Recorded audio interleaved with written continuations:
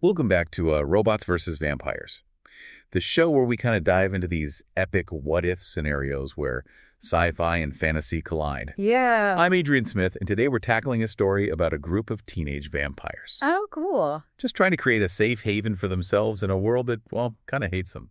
I'm Julia Jones, and I'm really excited to unpack this one with you. We often see vampires portrayed as these menacing figures, Right. but this story flicks the script, asking, what if they just want a place to belong? Exactly. The story starts in an old farmhouse. Okay. It's run down, overgrown, but it's a sanctuary for these young vampires. Right. Maya, Ben, and Anya. Each one brings something different to the group. Okay.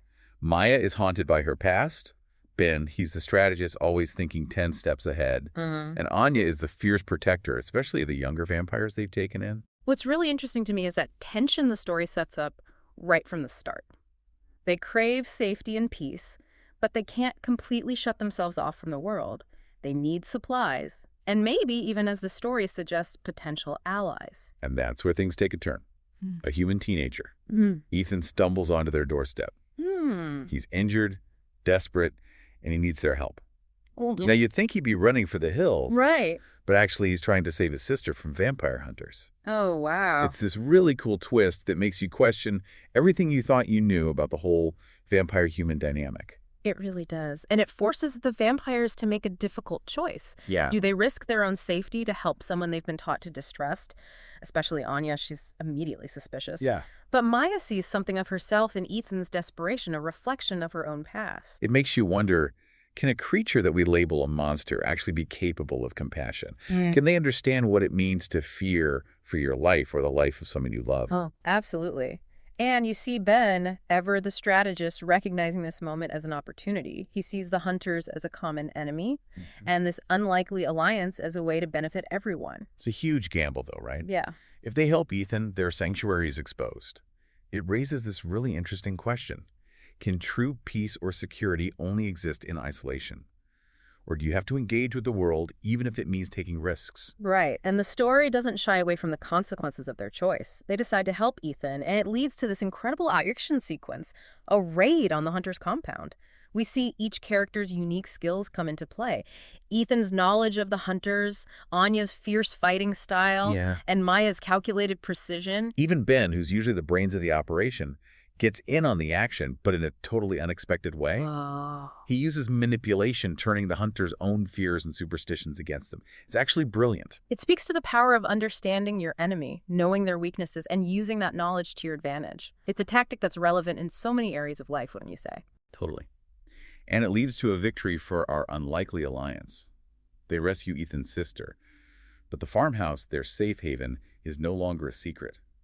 They've made themselves a target by choosing to help.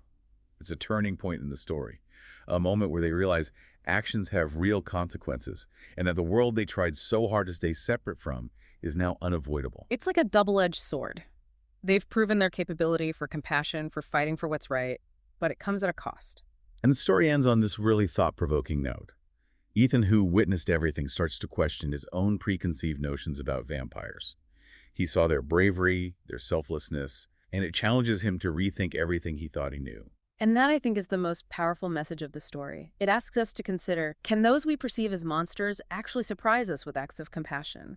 Can we let go of our prejudices and see the potential for good in even the most unexpected places? Exactly. It's about challenging those assumptions we make about people who are different from us. And those are the types of questions that Robots versus Vampires makes us think about.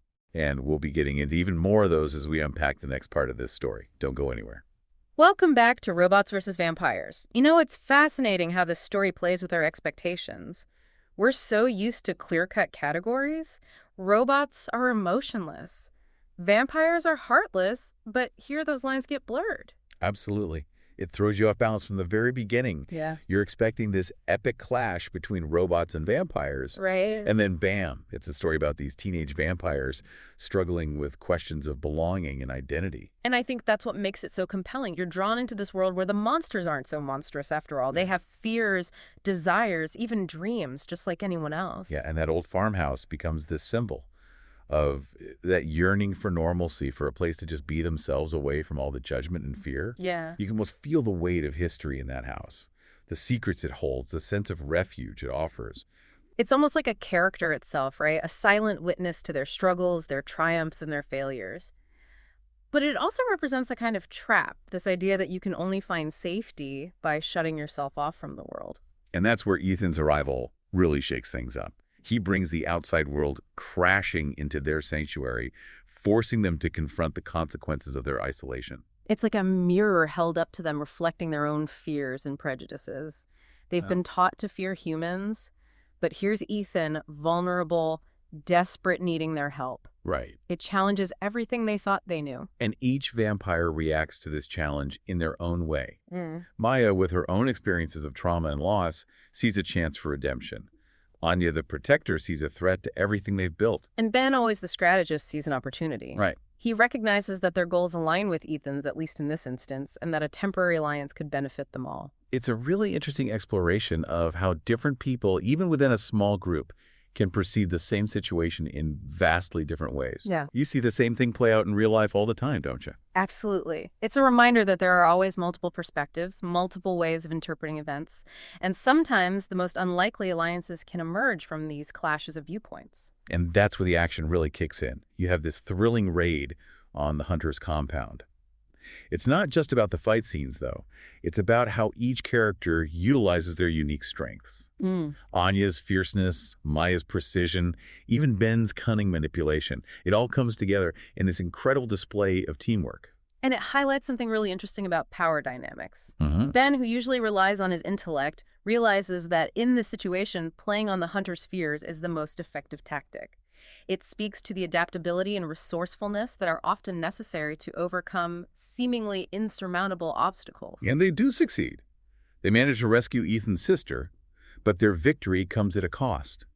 Their sanctuary is exposed, their existence known to the outside world. It's a turning point, a moment where innocence is lost and they can no longer pretend that the world's problems won't affect them. It's that age-old dilemma, isn't it? Do you retreat back into the safety of isolation, or do you engage with the world knowing that it will inevitably bring challenges and pain? And it's not just a choice for the vampires, it's a question we all face at some point in our lives, wouldn't you say? Do we build walls to protect ourselves, or do we risk vulnerability in the pursuit of connection and meaning? Exactly. And the story doesn't offer easy answers. It leaves us grappling with those questions just like the characters themselves. And then there's that final scene with Ethan. He's seen the vampires at their best witness their courage and compassion, and it forces him to reevaluate everything he thought he knew. It's a powerful reminder that our perceptions are often shaped by fear and prejudice, and that sometimes the most profound transformations happen when we're willing to challenge those assumptions. And that's what makes this story so much more than just a simple fantasy tale. It's a reflection of our own struggles with prejudice, with the fear of the unknown, and with the choices we make when faced with difficult circumstances. And it's a testament to the power of storytelling to challenge our perspectives, expand our understanding, and remind us of the potential for good that exists even in the darkest of corners. And speaking of dark corners, we're about to delve even deeper into this fascinating world as we continue our discussion. Stay tuned for more. Welcome back to Robots vs. Vampires. We've been talking about these teenage vampires finding sanctuary in a world that fears them. And I think the farmhouse itself is such a powerful image. It represents that yearning for a safe haven, for a place where you can just be yourself without judgment. You see this theme of sanctuary pop up a lot in vampire fiction when you say. It speaks to a very human desire, the longing for belonging, but it also highlights the tension between wanting to fit in and holding on to one's true nature. It's like they're caught between two worlds, Yes. right? They want to be part of society, but they also fear rejection and persecution. And the farmhouse represents that delicate balance, that attempt to create a space where they can exist on their own terms. But the story shows us that true sanctuary can't be found in isolation. It's not about building walls and shutting yourself off from the world. It's about connection, about building bridges, and embracing those who are different from you. And it's really driven home when Ethan enters the picture. He forces them to confront the reality that they can't escape the world's problems forever. By choosing to help him, they open themselves up to both the beauty and the dangers of connection. It's a reminder that empathy and understanding require vulnerability. You have to be willing to step outside of your comfort zone, to challenge your own preconceptions, and to see the world through someone else's eyes. And that's not always easy, is it? Especially when you've been hurt or betrayed in the past. But the story suggests that it's those acts of courage, those choices to help others, that ultimately lead to true fulfillment. Think about a time when you had to overcome your own fears or prejudices to connect with someone who was different from you. How did it change your perspective? How did it make you grow as a person? This story really makes you question those snap judgments we all make and encourages you to look for the humanity in everyone, even those we might initially perceive as monsters. Absolutely. And the ending with the farmhouse no longer a secret. It's like they're stepping out into the unknown. They've made themselves vulnerable, but they've also opened up a world of possibilities. It's a hopeful ending in a way, but it's also tinged with uncertainty. Will they find acceptance in this new world? Will they be forced to fight for their survival? The story leaves us with those questions and invites us to imagine what might happen next. And that's the beauty of a good story, isn't it? It sparks our imagination, makes us think critically about the world, and stays with us long after we finish reading or listening. This episode of Robots vs. Vampires has certainly done all that. It's challenged our perceptions, reminded us of the power of empathy, and left us with a sense of both hope and wonder. Well said. And on that note, we'd love to hear from you. What are your thoughts on this story? What resonated with you the most? Head over to our social media and share your insights. And don't forget to rate and follow the show for more mind-bending explorations of robots, vampires, and the gray areas in between. Until next time,